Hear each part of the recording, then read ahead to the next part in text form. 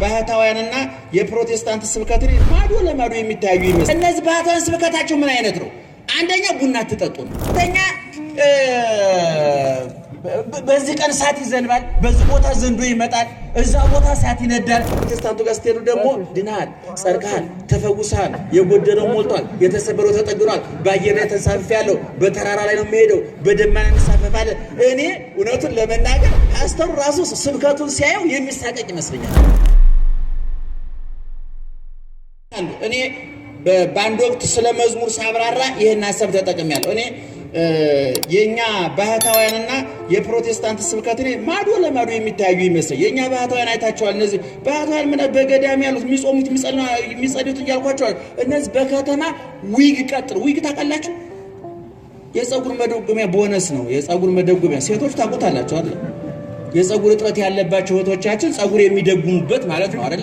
እነዚህ በከተማ ፀጉራቸውን አስረዝመው የምታያቸው ሰዎች ባህታውያን ውሸታቸውን በዊግ የሚባለውን እየተበደሩ የሚያደርጉ ናቸው። እነዚህ ባህታውያን ስብከታቸው ምን አይነት ነው? አንደኛ ቡና አትጠጡ ነው። ምክንያቱም ይሄ ምንም ትምህርት አይጠይቅም። ሲኒና ጀበና ማወቅ ብቻ ነው የሚጠይቀው። ቡና አትጠጡ የመጀመሪያ ስራቸው። ሁለተኛ በዚህ ቀን እሳት ይዘንባል፣ በዚህ ቦታ ዘንዶ ይመጣል፣ እዛ ቦታ እሳት ይነዳል፣ ከተማይቱ ትጠፋለች።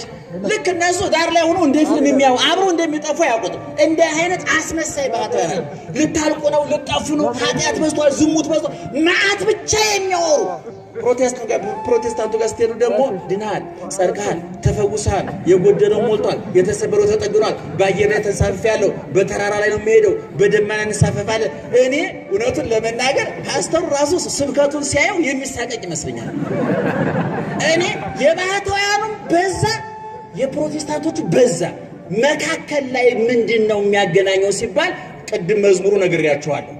በእግዚአብሔር ተስፋ እናደርጋለን፣ አምላካችን አይጥለንም። ኃጢአት እንኳን ብንሰራ ይቅር ይለናል፣ ብንሰበር ይጠግነናል፣ ብንወርቅ ያነሳናል፣ ብንታመም ይፈውሰናል፣ ብንርቅ ያቀርበናል፣ ብንረክስ ይቀድሰናል፣ ብናለቅስ እንባችን ያብስልናል፣ ብንወርቅ ይጠግነናል ብለን እናምናለን። በአንጻሩ ደግሞ ኃጢአቴ በዝቷል፣ ጥፋተኛ ነኝ ማለት ደግሞ ያስፈልጋል። በነገራችን ላይ በዛ በፓስተሮቹ አካባቢ ያለው ችግር ምን መሰላቸው? ፓስተሮቹ መጾም አይፈልጉ፣ መብላት ይፈልጋሉ።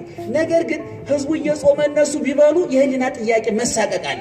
ስለዚህ ሁሉንም በላተኛ አድርጎ ጥያቄ ማጥፋት ነው አላማቸው። ይሄ ብልጠት አካሄድ እኛም እኮ እንፈልገዋለን። የሚገርማችሁ ይሉንታ ይዞን ነው። አሁን ወጣቱ ሰባኪያም እንደሚያደርጋል። ለምሳሌ ዓርብ ወተት መጠጣት ይፈልጋል አንድ ሰባኪ። ሲፈልግ ሁሉም ከጠጣ ለምን ጠጣ የሚለው የለም።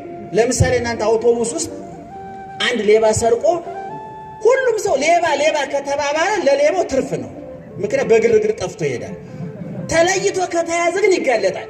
እኔ ቤተ ክርስቲያኒቱ የመደበችኝ ስለ ጾም እስከ 6 ሰዓት ነው፣ እስከ 9 ሰዓት ብለህ ንገረኝ የተባልኩት። እኔ መጾም አቅቶኛል፣ ጠዋት 3 ሰዓት ብሉ ብል እንደ ጉንፋን የራሴን ድካም ነው ያጋባውባችሁ። እሰሙኛ ይገባል። አሁን ፓስተሮቹ እነዛ ወንድሞቻችን ምንድነው እንደ ልብ እሁድና ሐሙስና ዓርብን በፌዴሬሽን ማዋሃድ ነው አላማቸው።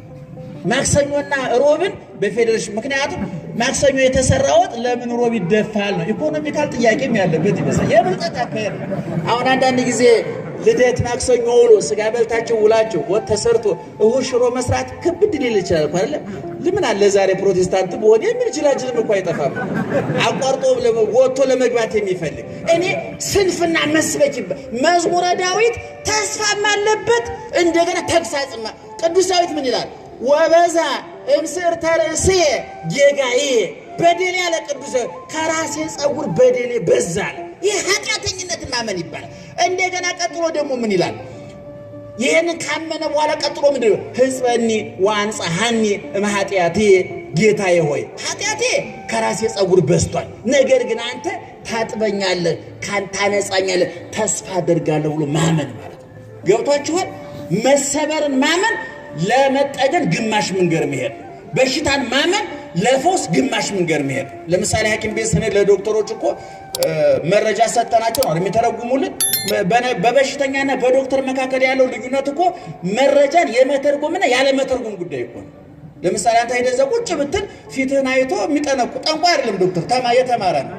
አንዳንድ ጅላጅል ሰው አለ ከገጠር እንደውም ይባላል ከዚህ በፊት ሰው ከገጠር መጥቶ ሊታከም ዶክተሩን ምን ነው የሚያመው ብሎ ጠየቀ ይባላል። ጌታዬ እሱ ከነገርኩት ምኑን አከሙኝ እርሱ አውቀው ያክሙኝ አለ ይባላል። እና ዶክተሩ ብልጥ ስለነበረ ምን አለ ይባላል ወደ ደብረ ዘይት ሪፈር ጽፍልሃለሁ ሳይናገሩ የሚታከም ከብቶች ናቸው አንተ ተናግረው መታከም ያለብና ዶክተር ማለት መረጃ የሚተረጉም ማለት ገብቷቸዋል ሐሳቤ።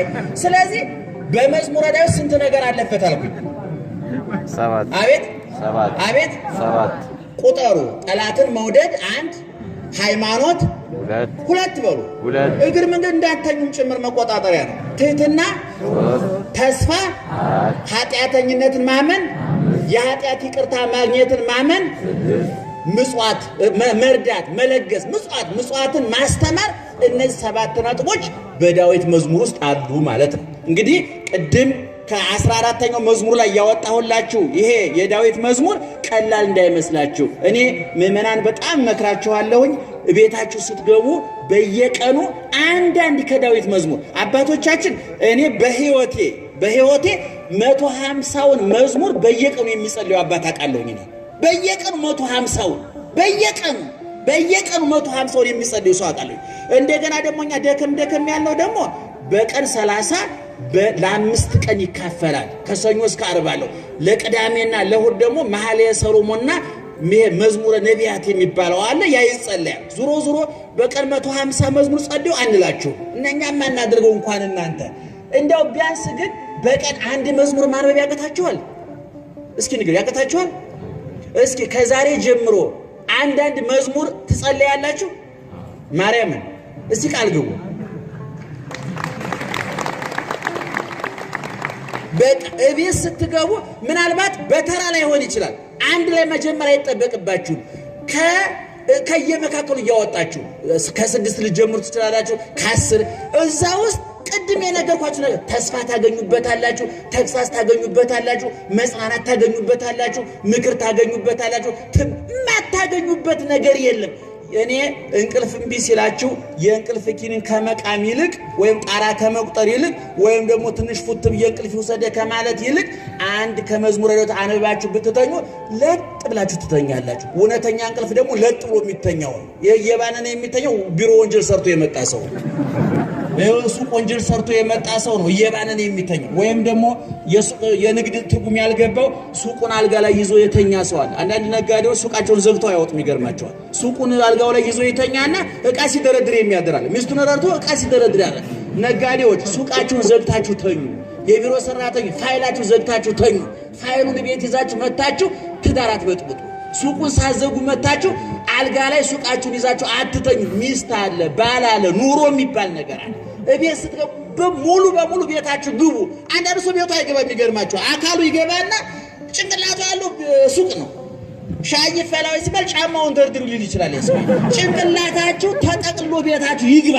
ለጥ ክርስቲያን ለጥ ብሎ ነው እፎይ ብሎ አንሰሰ ከብኩ ወንኩ እስመ እግዚአብሔር አንሳኒ በእግዚአብሔር አምኜ ለጥ በየተኛው ሁለት የግዕዝ ቃላት ሲነባበሩ ፈጽም የተኛው ማለት ፍጹም እንቅልፍ ማለት ነው። ያ የሚገኘው በድራፍት በውስኪ በቢራ ባረቂ አይደለም፣ በእግዚአብሔር ቃል ነው። ስለዚህ ከዛሬ ጀምሮ ከመዝሙረ ዳዊት አንዳንድ እያወጣችሁ እያነበባችሁ ተኙ።